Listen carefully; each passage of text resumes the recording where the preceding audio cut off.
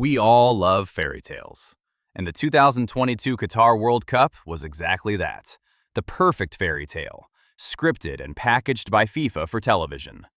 But in the real world, a one-month tournament, 7 games, and a historical record of gifted penalties don't erase history. We've been told so many times that winning in Qatar automatically made Lionel Messi the greatest player of all time, that people actually believed it without questioning it.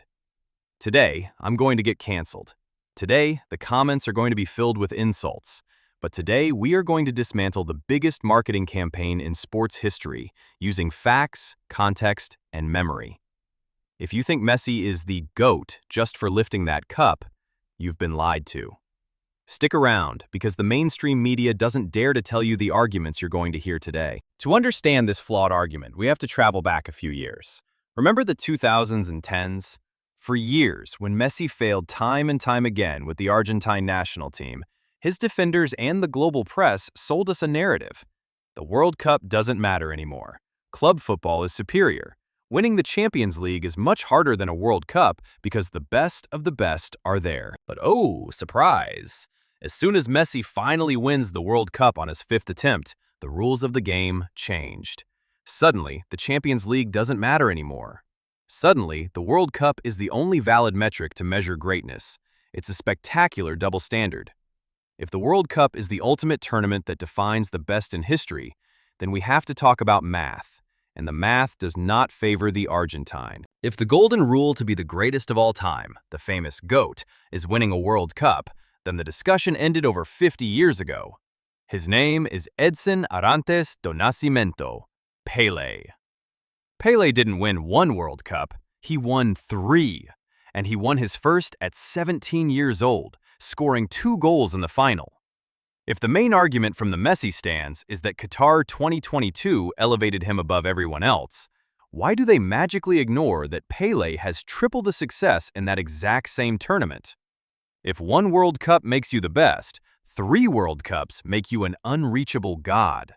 But of course, modern football's memory seems to have been born in 2009. Now let's talk about how that World Cup was won.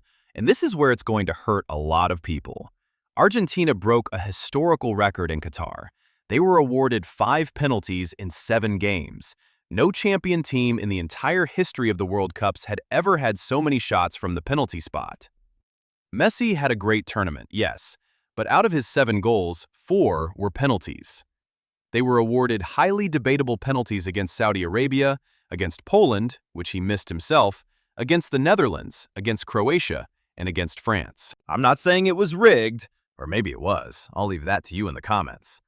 What I'm saying is that we cannot compare the historical weight of a World Cup paved by VAR-awarded penalties with the absolute epic of Diego Armando Maradona in Mexico '86. Diego grabbed the ball in the middle of the pitch, evaded half the English team on a field that was basically a mud pit, and carried an average squad to glory. That is being the greatest of all time. Not waiting for the referee to check a monitor to push the ball in from 12 yards away. Finally, we have to talk about context. Messi is, without a doubt, the best player of his generation. But comparing generations is unfair for one simple reason. Messi was protected. He played his entire career in the era of HD television, where forwards are untouchable and the rulebook defends them to the death. Maradona and Pelé played with balls that weighed twice as much when it rained, on muddy pitches, and against defenders whose only goal was to fracture their ankles without even getting a yellow card. And another crucial point, Messi was always the best when the ecosystem was designed 100% for him. Guardiola's Barcelona was tailor-made for him.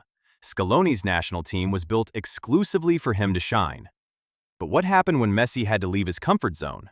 He went to PSG, a team where he was just another guy. The result? 2 years of resounding failures in the Champions League and getting booed by his own fans. The true greatest in history makes small teams giants.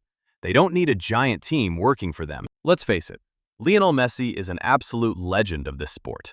It would be ridiculous to deny his talent, his Ballon d'Ors, or his magic.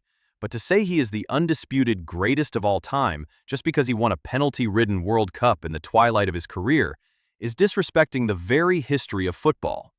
It's disrespecting Pelé, Maradona, Di Stefano, and Cristiano Ronaldo, who dominated the hardest club competition in the world like no one else has. I know this video is going to make a lot of people furious. So this is the moment. Go to the comments.